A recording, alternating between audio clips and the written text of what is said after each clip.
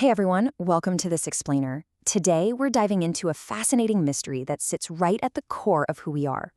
Have you ever wondered what communication looked like before we actually had words? Before humans invented language, what did we do when the absolute best tool we had was our face and maybe a grunt?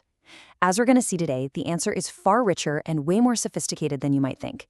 We definitely didn't just invent communication out of thin air when we started speaking. Seriously, I want you to give this a try right now. Consciously try to tell someone, look out, or I'm furious with you, without making a single peep. You can probably feel your posture shifting, your eyebrows snapping down, maybe your eyes widening. This isn't just you acting. You are actively booting up an ancient biological hardware that we still rely on every single day. To see how this works, we'll look at human communication as an OS upgrade. We'll be covering the universal face, speaking with our hands, the rhythms of survival, our invisible senses, the cognitive bridge, and finally, the language upgrade. All right, let's jump right into part one, the universal face. Think about it. Our faces are literally communication devices engineered out of meat and bone. We possess 43 distinct facial muscles, 43, and the overwhelming majority of these, they don't exist to help you chew your food or breathe. They're built purely for evolutionary broadcasting. Evolution was shaping our faces to transmit data long before anyone ever said a word. And it turns out this broadcast system is totally universal. Psychologist Paul Ekman mapped the human face and identified what he calls microexpressions. These are tiny, involuntary flickers of emotion that flash across our faces in less than a fifth of a second. You literally can't control them. Researchers found these expressions are a biological broadcast, meaning fear or disgust looks exactly the same in rural Papua New Guinea as it does in downtown Tokyo. Imagine an ancestor needing to instantly broadcast danger across a camp without making a sound that might attract a predator. That is a massive survival advantage right there. Moving on to section 2, speaking with our hands. So as expressive as our faces are, our hands had a massive role to play in building the foundation for speech. If you go back about 6 million years to when the human and chimpanzee lineages split, you'll find a complex gestural system already in place. Fast forward to today, and researchers at the University of St. Andrews have actually cataloged over 80 distinct gestures in wild chimps. They beg with a palm up, they touch shoulders, wave to initiate play, and the crucial part? They wait for eye contact. That requires deliberate intent. It's not just instinct running on autopilot, it's intentional communication exactly like our ancestors used millions of years ago. There's a brilliant way to see this uniquely human shift in that gestural timeline. If you point at something across the room, a dog will usually just stare right at your pointing finger, right? But a human infant at just 9 months old, before they can speak a single word, will actually follow your point. They do it to share attention, not just to ask for things. This distinction is huge. It's a cornerstone of the theory that language likely started in our hands way before it reached our voice. And we have actual neurological proof for this right inside your own skull. Broca's area, which is widely known as our brain's language production center, sits in the exact same territory that controls fine hand and mouth movements. It's highly likely it started as a motor planning region and eventually just got conscripted into language. It all points to a really fascinating conclusion. The hands built the road and the mouth just learned to drive on it.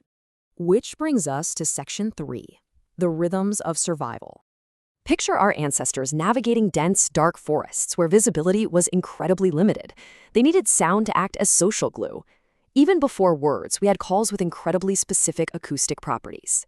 Take vervet monkeys, for example. They don't just scream in general fear. They have functionally referential calls. A distinct call for an eagle sends the whole troop scrambling into the bushes. A totally different call for a snake, they all stand up and scan the ground. Another one for a leopard sends them straight into the trees. It's consistent, context-specific information. Our early ancestors possessed a sophisticated system of acoustic properties exactly like this, long before the invention of grammar. Now, as our ancestors' social groups grew larger, physical one-on-one grooming just wasn't enough to bond a group of, say, 150 people, a limit you might know as Dunbar's number. We needed grooming at a distance, and that came through rhythm and synchronized sound. We know Neanderthals had the hyoid bone capacity for complex vocalizations, and we've even found bone flutes dating back 40,000 years. When early humans drummed, chanted, or moved together, it caused a measurable neurological response. It chemically spiked oxytocin, raised pain thresholds, and quite literally bonded the tribe together as one cohesive unit. Let's slide into section 4, the invisible senses. Early human communication was this highly complex, multi-channel system relying heavily on posture, personal space, and touch. These invisible senses established hierarchy and safety. It's exactly why today, if someone crosses their arms, avoids eye contact, and mumbles in a flat tone, "I'm fine," you instantly call their bluff. You believe the body.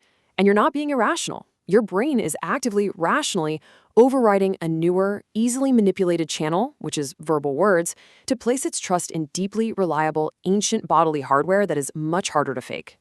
Oh, and that ancient hardware definitely extends to our noses. Honestly, despite all our modern deodorant, humans are constantly processing chemo signals completely under our conscious awareness. Studies show we can literally smell fear through sweat compounds, which triggers our own neural threat responses. We can detect stress and disease signatures, and we even assess genetic compatibility. Evolution is just quietly performing complex mate selection and threat detection calculations in the background all the time, bathing us in olfactory social information. Next up, Section 5, the cognitive bridge. So we have this rich tapestry of facial expressions, gestures, calls, rhythm, posture, and smell. But how did our ancestors bridge the gap between these physical broadcasts and what we'd now call proto-language? Well, the answer might actually lie in the stones they were breaking. 2.6 million years ago, simple old wand tools were basically just stones knapped to create a sharp edge. But by 1.76 million years ago, early humans are crafting these complex Acheulean hand axes. To make one, you have to hold a non-immediate goal in your mind, plan multiple steps ahead, and execute a really precise sequence. That is hierarchical sequential cognition. And fun fact, that is the exact same mental architecture required to build a sentence with syntax where each word constrains what comes before and after it. And they pass these incredible survival skills down using a uniquely human trait called over-imitation. We don't just copy the outcome, we copy the exact method. It's the same way a sushi chef teaches an apprentice today, or a basketball player teaches a crossover dribble, through intense, physical, nonverbal demonstration. This muscle memory is what allowed early humans to accumulate and refine culture and survival techniques for hundreds of thousands of years without ever needing full verbal explanations. Finally, we arrive at Section 6, the language upgrade. So how did all these distinct, nonverbal channels actually culminate in language? The secret here is that language never replaced the old system. It just stacked right on top of it. Think of it as a three-step process. Step 1, lay down the ancient hardware of the face, hands, posture, and rhythm. Step 2, build those cognitive bridges through complex tool-making and sequential planning. And finally, Step 3, install grammar. The jump to language wasn't a sudden leap from silence to Shakespeare. It was just the addition of grammar to an already brilliant system, suddenly giving us the power to communicate about the unseen past, warn of future dangers, and totally supercharge our cultural accumulation. Which brings us to a final, pretty mind-blowing thought. The next time you shrug your shoulders, hold eye contact, or instinctively trust a gut feeling about someone's posture, remember this.